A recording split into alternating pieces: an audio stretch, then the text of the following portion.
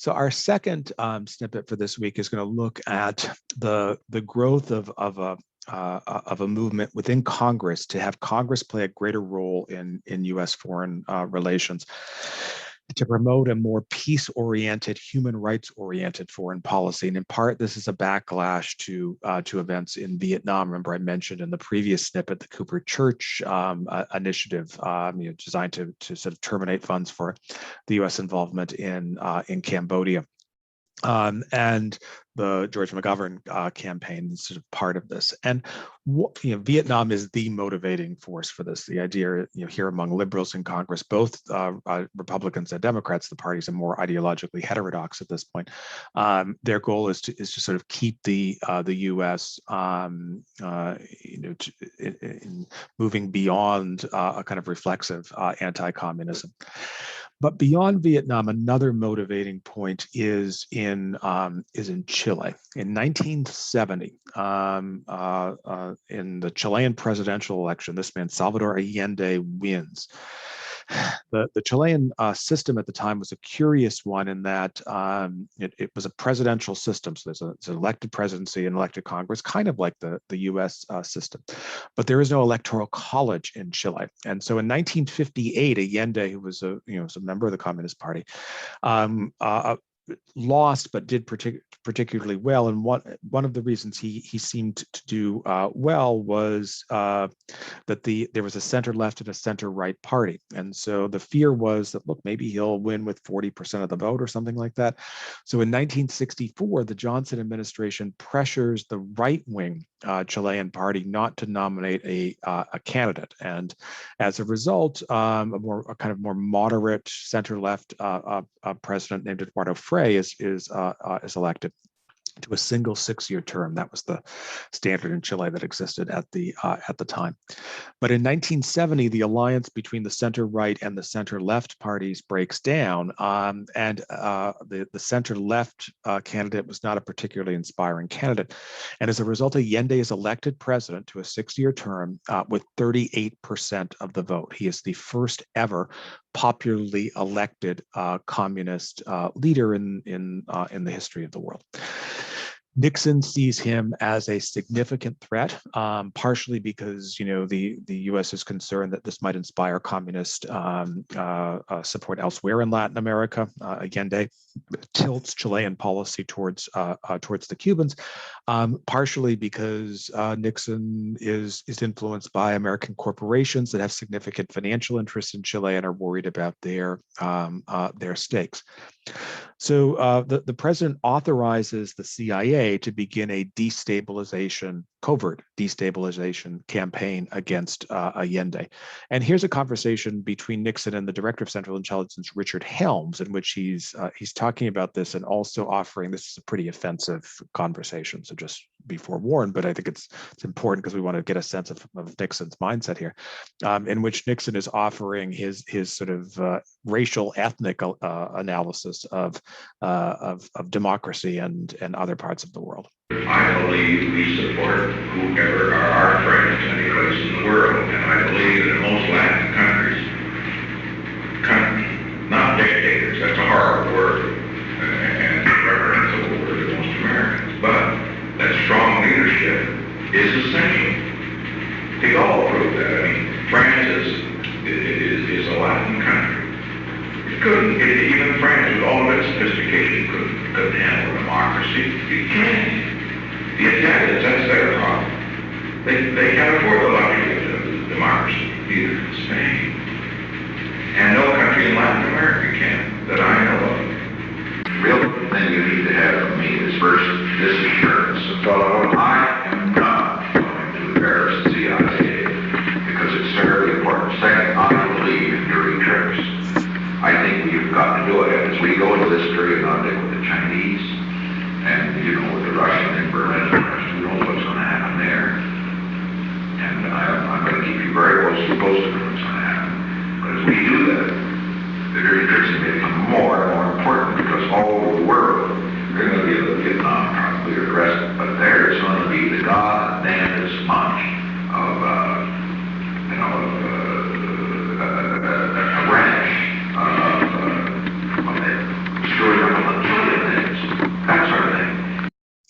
So I think a couple of items from this snippet that are particularly important. So the first line, I believe we support whoever are our friends any place in the world. So what Nixon is saying here is, if this country is authoritarian, as long as they're right wing, as long as they're anti-communist, I'm perfectly fine with the U.S. supporting. So he's critiquing this emerging human rights approach to U.S. foreign policy. And then second, this just wonderful line of I believe in dirty tricks, and so he's willing to authorize this covert operation against Allende's government in Chile, but he hangs on for 3 years. The U.S. does what it can to make it difficult for Allende to obtain foreign loans. He gets some assistance from the communist countries in response. The U.S. works with the Chilean military to encourage them to move aggressively against Allende. It is worth pointing out that Allende never gets the support of a majority of Chilean voters. He gets 38% in the elections. There are midterm congressional elections in 1973. His faction gets 44%. There is real resistance to the Allende regime, the Allende program in Chile. So this is not exactly, Guatemala from the Eisenhower administration, where the U.S. is just sort of moving in, wiping out this very popular regime because they don't like it. But at the same time, I think it's also safe to say that if it were not for U.S. pressure, it's likely that Allende's government would have survived for the full 6 years and presumably then would have been replaced by a non-communist regime. Ultimately, this does not happen. In September of 1973, there is a military coup in Chile. This is a photograph of the Chilean presidential palace. Allende kills himself before as the coup plotters were moving into the palace and presumably would have killed him or sent him to a military facility. And Chile, which had been a democratic country for more than 4 decades by that point, will move into a decade and a half of a really quite brutal military government under a dictator named Augusto Pinochet, and this is a photograph of him. He sort of looks like the dictator. The communists, socialists, student activists are rounded up. Several of thousand of them are either executed or disappeared, and this is a really nasty regime. In 1976, the Chilean government, the military government, orders the assassination of this man, Orlando Letelier, who had been Allende's ambassador to the United States and had remained in the country after the military coup. This is a photograph of a car bomb. An American is killed in this attack. It's in Washington, D.C. So the Chilean episode is an example of Nixon foreign policy in action as well. He wants a pro-U.S. government in Chile, and if that means you're going to get this kind of awful military regime, he doesn't really have much of a problem with that at all. In Congress, by contrast, there is strong opposition to this, and Massachusetts Senator Ted Kennedy, a congressman from Massachusetts, and Michael Harrington organize and are able to get U.S. military aid to Chile reduced and ultimately cut off altogether as a way of protesting the human rights record of this regime. And this is part of a broader flourishing of the congressional left in the 1970s. This is George McGovern, remember the guy who was the Democratic presidential nominee in 1972. He travels to Cuba to meet with Fidel Castro, and with the hopes of creating a rapprochement, a new diplomatic arrangement between the U.S. and Cuba. This ultimately proves to be impossible during the 1970s. But McGovern's argument is, look, maybe the Cuban regime is not a pro-American regime, but we recognize unpalatable regimes on the right. There's no reason why we should not have diplomatic relations with Cuba. We should end the economic boycott of Cuba as well. There is an effort to target the CIA, a concern in Congress that the CIA has become omnipotent and outside of congressional oversight. The Chilean episode intensifies this concern. And also that the U.S. is using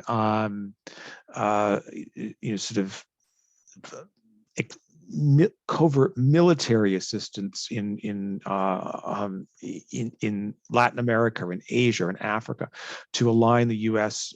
with the unappealing right-wing regimes.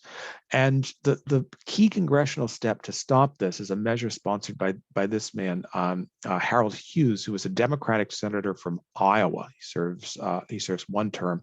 He is the chief sponsor of a measure called the Hughes-Ryan Amendment, which has as its requirement that whenever the U.S. makes decides to give covert assistance abroad, that the administration is not forbidden from doing this, but must inform a series of congressional committees before so doing. And what Hughes counts on correctly is that in Washington, everything leaks.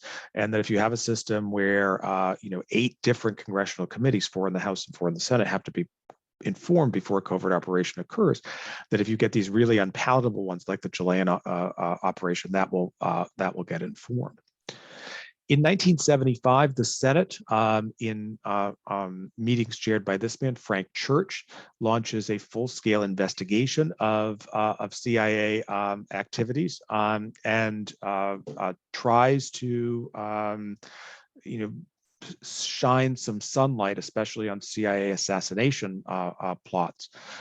These are nationally televised hearings, and for lots of Americans, it's sort of shocking to hear U.S. senators talking about the degree to which CIA had been involved in covert operations, including in potential assassination attempts over the previous 30 years. So it's a kind of tarnishing of the Cold War image. And there are a bunch of country-specific efforts by Congress to restrain presidential power. But the most significant to me involves events in Angola, this country in southwestern Africa. So Angola had been a colony of Portugal, and Portugal in 1975 has there's domestic unrest. A right-wing authoritarian government is replaced ultimately by a democratic government. The new regime, the transition regime between the two governments, announces that it's going to grant independence to all of Portugal's colonies, remaining colonies, a handful of them in Africa. And in Angola, the result of this is a complex civil war between 3 different political parties. 2 of them are communist. There's a pro-Soviet Communist Party, a pro-Chinese Communist Party, and a non-communist party called UNITA, which has the backing of the South African apartheid regime. And the reason for this is that South Africa at this point had a longstanding colony over the now independent country of Namibia, and was worried about a Black nationalist communist government coming to power in Angola might threaten its role in Namibia. And Henry Kissinger, who by this point is Secretary of State and National Security Advisor, he's still around even though Nixon has resigned and been replaced by Gerald Ford, approves a CIA covert operation to assist the UNITA forces in the 1975 Angolan Civil War. This is an incredibly complex policy because it involves not just these 3 factions within Angola, but also the South Africans, Zambia, Zaire, which at this point was ruled by a right-wing, anti-communist, pro-American dictator, and then the Americans, the Chinese, and the Soviets, who were playing off and playing with different sides in the conflict as well. The problem is that because this involves a significant appropriation of funds,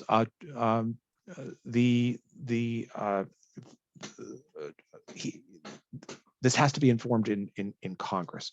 And this man, Dick Clark, who had been elected senator also from Iowa. Iowa at this point was a pretty liberal Democratic state, chairs the relevant committee on African affairs in the Senate Foreign Relations Committee. He had been elected in 1972. He and one other 1972 freshman are the lowest ranking figures on the seniority list. So, and no one at this point wanted to chair the African Affairs Subcommittee. So he and this other 1972 freshman have to toss a coin. to determine who was going to chair the committee. And then the person who loses the coin toss, there were 11 Democrats on the committee, but only 10 subcommittees. The person who loses the coin toss would not get any subcommittee at all. They toss the coin. The winner of the coin toss is Dick Clark. So he winds up chairing this African Affairs subcommittee. The loser of the coin toss is a 1972 freshman named Joe Biden, who was elected from Delaware.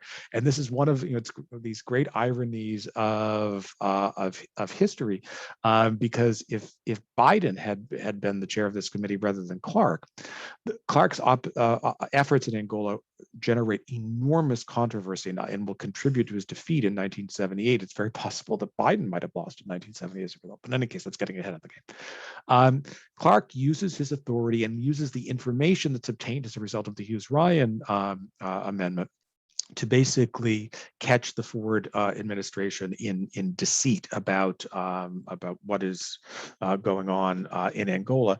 And members of Congress don't like lots of things, but they particularly don't like being lied to. And the result is passage of an amendment called the Clark Amendment, which permanently bans any U.S. assistance to UNITA. I say permanently; it ultimately is not too permanent.